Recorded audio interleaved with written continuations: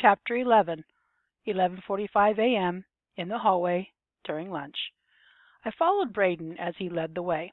He was keeping an eye out for anyone in front of us while I made sure nobody was behind. Zoe's red backpack was getting heavier on my shoulder, and I couldn't wait to get rid of the darn thing. "It's right around this corner," said Braden. Good thing, too, because, being the new kid in school, I hardly knew my way around.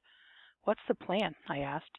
Braden poked his head around the corner and glanced through the windows of the front office. "Not sure yet." The front office was separated by a large counter that was as high as my neck. Behind the counter were several desks with adults that stared blankly at their computer monitors. One of the adults was the secretary.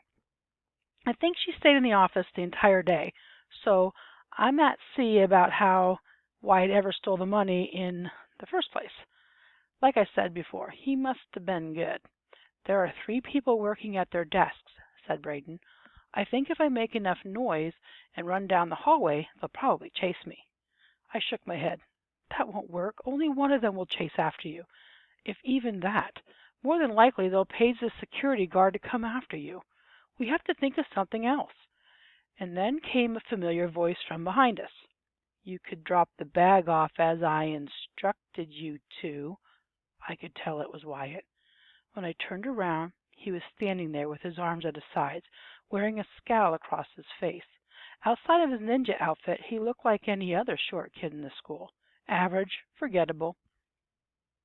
Behind him were several other students I didn't recognize, but from how they were standing, it was clear that it was the rest of the clan. "I can't do that," I said as I pulled Zoe's backpack tighter on my shoulders. "You don't really have a choice, do you?" Wyatt asked with an ugly smirk. "Oh, but I think I do," I replied. "You see, I'm the one with the bag and the money, not you." Wyatt chuckled, as did the rest of the clan behind him. "You're only delaying the inevitable. This can go down in 2 ways. You can dump the bag in the office, telling them what I told you to say, or you can get caught out here with the backpack full of 3 grand. Pretty sure they won't believe any story you tell them about me.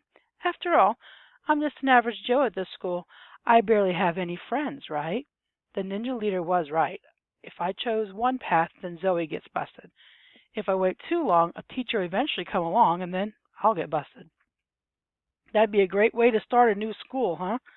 Get caught stealing money from the hungry kids. Either way, Wyatt wins. I had to do something to upset his plan and flip it over on him. I thought frantically about what to do, but I couldn't think of anything to save my life. I looked at Braden, hoping he would have a suggestion, but he only shrugged his shoulders. "You're running out of time, Chase," Wyatt sneered. "Chase?" said a girl's voice.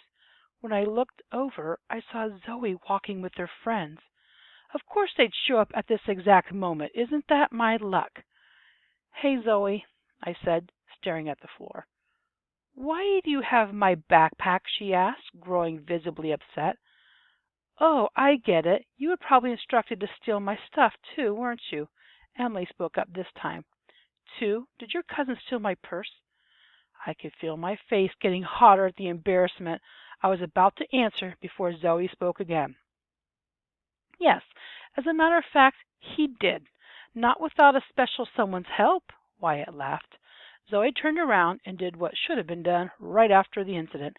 "Emily, I'm sorry, but I helped my cousin take your purse during gym class yesterday." Emily's jaw dropped for a moment in pure shock. The hallway was so quiet that I swear I heard a cricket somewhere, dying of quietness. "But why?" My cousin paused. "Because I was stupid. I thought helping Chase would get him some friends. I mean, look at him, and how pathetic is he?" "Thanks," I murmured. Zoe sighed. "Whatever was in your purse, I promise I'll return to you. Honestly, I will. I'm just so sorry that it even happened." Emily finally closed her mouth and gulped, and then the most awesome thing happened. She smiled. "It's okay, no big deal. That was my gym class purse. All I keep in there is a spare stick of deodorant and a couple of quarters for soda after class." Zoe's face lit up, as if a dark shroud had been lifted from it. "I owe you a bunch of quarters, then." Emily laughed. "Nah, don't worry about it. You did it because you care for your cousin. It was worth it, right?" I wish I had friends as cool as that. Wyatt clenched his fist and spoke through his clenched jaw. "It doesn't matter anyway, since you're stuck here with a bag full of money." "A bag full of money?" Zoe asked. "Does my backpack have money in it?" I couldn't answer, but Zoe could read me like a book. "The money from the food drive. It's all in there, isn't it?"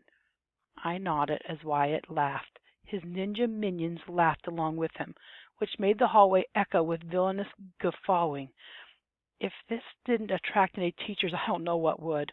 I did the only thing I can think of. I let the backpack fall into my hands and whipped it at Wyatt as hard as I could to shut him up. Distracted by his own moment of glory, he didn't see the bag coming, and I hit him straight in the face. Zoe's bag burst open as loose change and tightly wound balls of cash fell to the floor. Amidst the sound of gasping students, Wyatt let out a loud cry as he tumbled backward into the members of his ninja clan. The students caught him and pushed.